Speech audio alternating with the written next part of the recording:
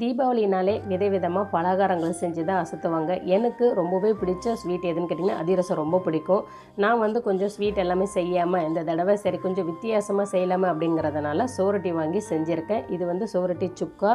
Taste ரொம்ப சூப்பராக இருக்கும். ட்ரை பண்ணி பாருங்கள். நானே ஃபஸ்ட் டைமாக செய்கிறேன். இப்போ எப்படி செய்கிறதுன்னு பார்க்கலாம்.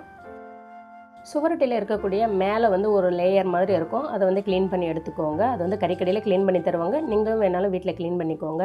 வெங்காயம், கறிவேப்பிலை இது எல்லாமே பொடியாக நறுக்கி எடுத்துக்கோங்க. ஒரு கடாயில் கொஞ்சம் எண்ணெய், சோம்பு, வெங்காயம், கறிவேப்பிலை, இஞ்சி பூண்டு விழுது, அதுக்கு அடுத்ததாக மிளகாய்த்தூள், மஞ்சள் தூள், கரம் மசாலா, உப்பு இது எல்லாமே நல்லா சேர்த்து வதக்கிக்கோங்க. கூடவே கட் பண்ண சுவரொட்டியும் சேர்த்து கொஞ்சமாக தண்ணி சேர்த்துட்டு ஒரு 5லேருந்து 10 நிமிஷம் வரைக்கும் மூடி போட்டு வேக விட்டுருங்க. நல்லா ட்ரை ஆகிடும். கடைசியாக மிளகுத்தூள் சேர்த்து ஒரு கலரிட்டு கொத்தமல்லி தூவி சாப்பிட்டிங்கன்னா சான்ஸே இல்லை. அவ்வளோ டேஸ்ட்டு சூப்பராக இருக்கும். இட்லி, தோசை, சாப்பாடு, சப்பாத்தி எல்லாத்துக்குமே சூப்பரான ஒரு சைட் டிஷ் இது.